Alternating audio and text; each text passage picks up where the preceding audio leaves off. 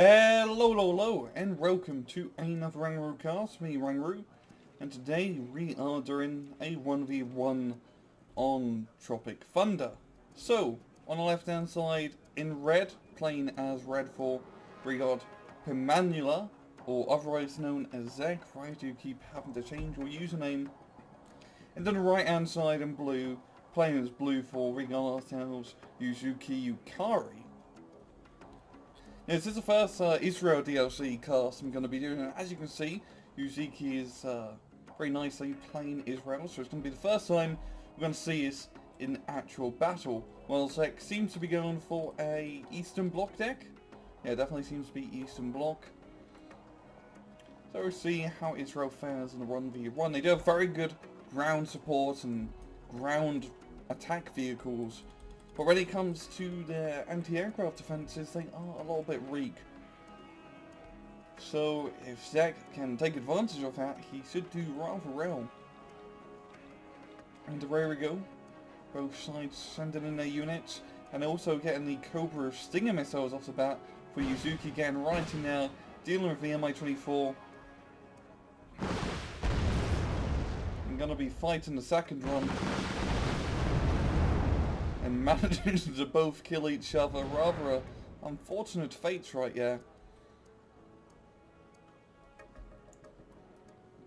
And we've got the Grom in position, shoot down to more helicopters, and the Dorban, the Israeli ATGM infantry, getting some good hits. Very scary ATGM out here, doing a whopping 21 AP damage and pretty good accuracy as well.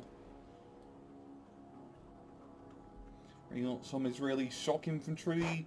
The Tizen Hanim. I'm going to put some notes these names, so I do apologise for that. Carter's getting in. And a very interesting choice using the Apple's Reach, because they do have a whopping 10 frontal armour and 3 machine guns. As you can see, 3 machine guns do a lot of damage.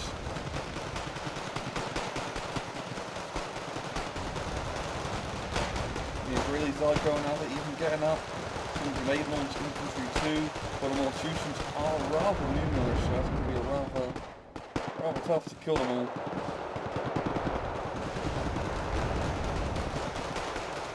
Already see ZEK flanking around on the top hand side, trying to get into India it seems, and either side really sending anything else into Foxtrot. I mean, this is a rather important sector to capture, and it's completely open.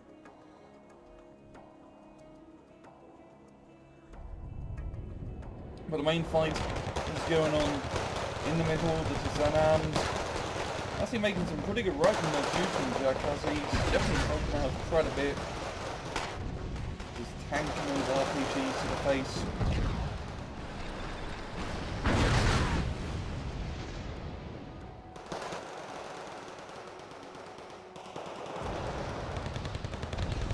One of them does get killed. But more Chuchin, they are just too numerous and they are completely deleted. So they are going to be taking the victory here. Now we've got this one SPW-40 going all the way around the flank, going in for a little bit of a nice afternoon drive. Seems like he's making a beeline to the enemy spawn point, trying to find a CV, but it's all the way back here in the forest, so getting out undetected, well, kind of be impossible because you do have to cross that bridge, and this isn't an amphibious unit and it's almost out of petrol, which isn't exactly good.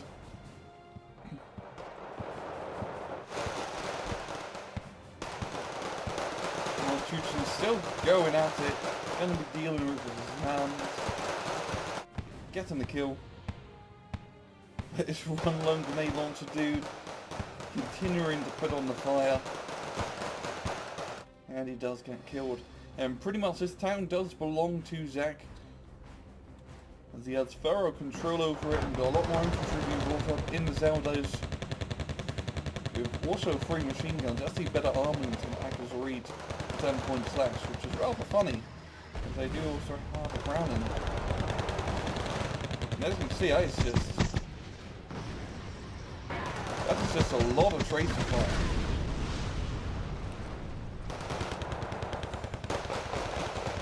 Israelis are going to be getting infantry in there, the Gavatis, other short infantry units that Israel has available.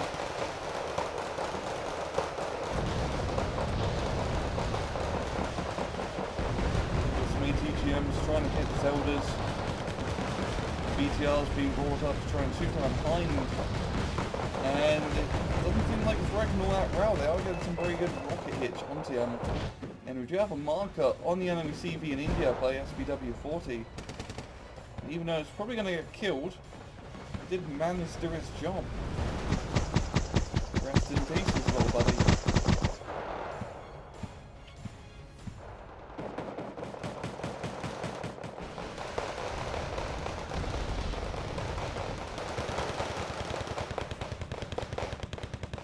The Vatis are also making short road on the Malchuchens down there, and they do outnumber the Malchuchens up top. So ZEK really needs to start getting some infantry reinforcements into Echo.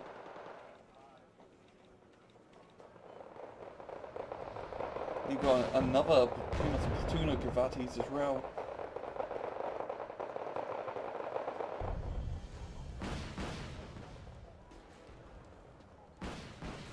The CV did move in India, so it should be rather safe from any artillery or bombing runs that may come. And ZEK does have infantry in Foxtrot now, a few FJB-40s and some rocket dudes. That's rather interesting using FJBs compared to, you know, the authorized better LSTR-40s. Or whatever floats your boat. Some tactical bombs being dropped. I'm just going to ride out the unit inside that forest. And the Magland's going to get resupplied by the Oskos, or otherwise known as a Hammet. A Hammet in desert camouflage. But once again, really the main fighting this is going on in this town. The Gavatis holding their position. Normal Chuchens brought up into the frame. BMP-1s are being brought up, and most notably the BMP-1s now have better armor.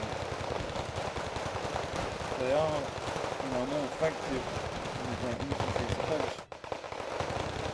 And Salvage providing covering fire too. Pretty much just a lot of pew pew pew.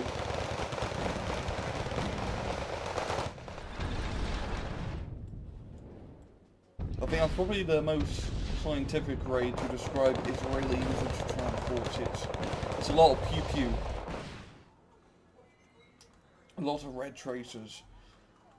You do have this one Topaz making a break for it around the flank.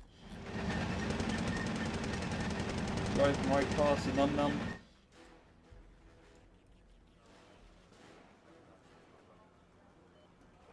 And honestly, I think my favourite thing about this new Israel DLC is that the names are too bloody funny.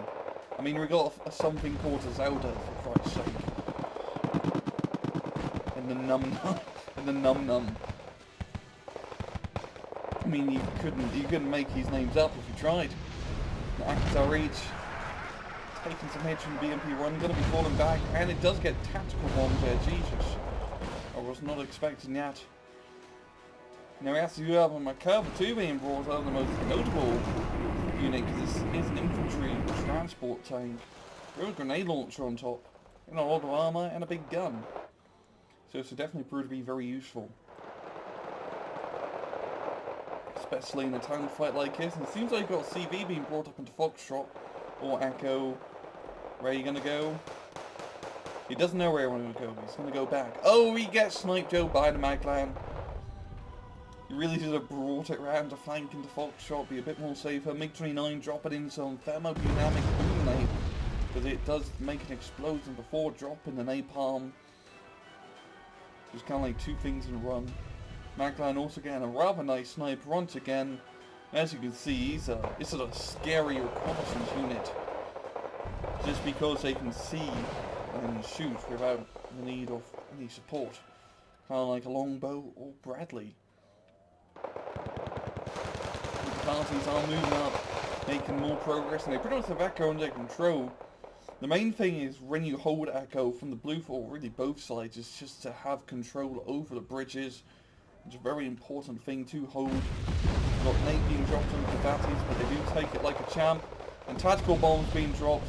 And as you can see, yeah, that is definitely the new disparity with tactical bombs. They are a lot less accurate than they were before. Which is also kind of a good thing, because they now hit a larger radius, so against soft targets like infantry and whatnot, they're going to be a bit more effective because they can hit a larger area, but, you know, you can't exactly use them anymore. Snipe those T-72 BUs. And McCurve being brought up, as you can see, it's just making short work of everything. They're taking shots out there from the BMP. They could have engaged those a little bit more effectively, but it still came out on top.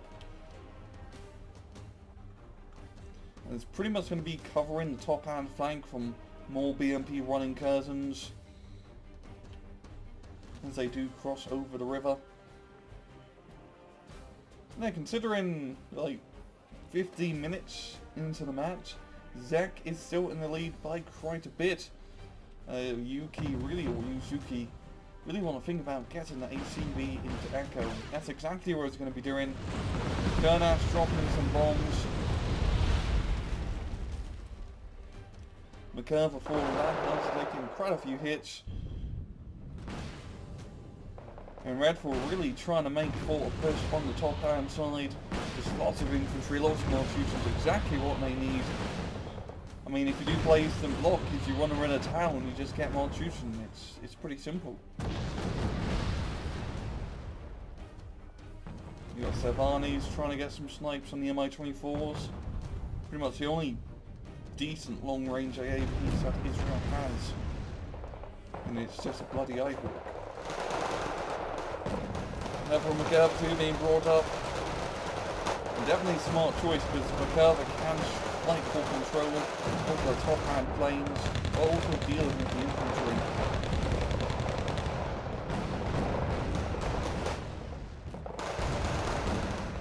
He's going to be falling back onto the bridge.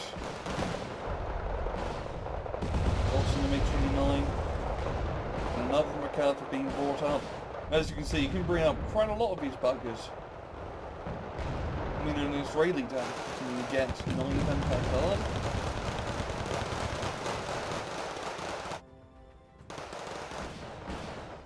Which is pretty decent. Another tactical bombing run there.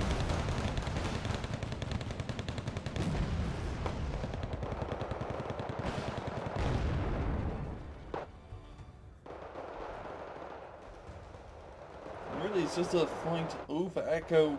It might also be a good idea for Yuzuki to maybe attack in the Foxtrot, because this is a lot less defended.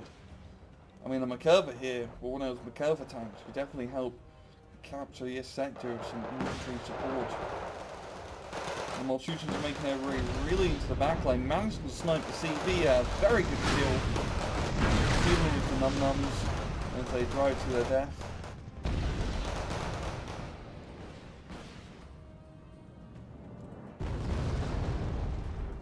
And a good tactical bomber on dealing with the infantry. Su-24 MP and the Mi-4 dealing with that little helicopter and all round Iraqi incursion.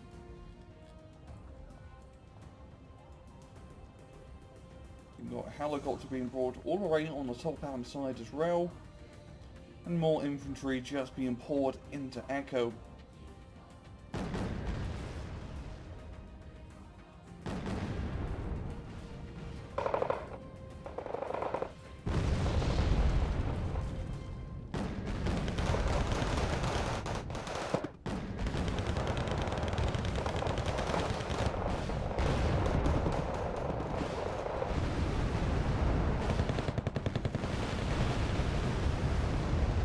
You have one little incursion into Foxtrot, but that isn't exactly where I felt all too rarely. I might thought getting a kill.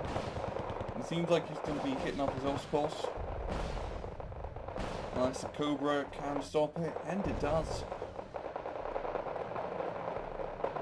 Lavi dropping in a lot of bombs, but not getting any kills. Once again, the Gavantis with some Tizhani support. Definitely going to help clear out his sector. even managing to capture the Oshkosh. But unfortunately, do run out into the open. It will be a fatal mistake. And the LA-35 trying to snipe the curver, which is out of cannon ammo. The one downside is that when you do carry infantry, there's not enough room for ammunition. So you only got 14 shots. Kernash dropping in bombs once again. Trying to get some sort of CV snipe, but it's actually in the front lines over here in the larger sector.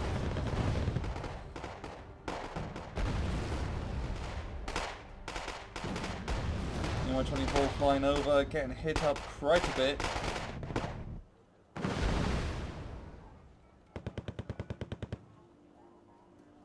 And flying right over enemy AA lines, because as you can see there is no AA in sight. Really taking advantage of Israel's weakness here. Or really, Yuzuki just didn't buy any AA pieces, and did he not spot that CV? He flew right over it. The MX-25 getting some very good hits in the flank here. Oh, MiG-29 actually spotted it, he's just going to drop bombs. And he does get the kill. The MiG-24 going in for Goth, and holy crap, this is going to be huge.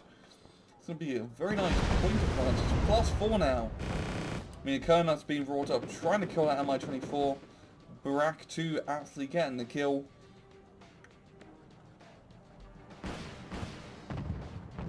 And even dropping in some bombs. Trying to get CV snipe from Bravo, but just misses barely.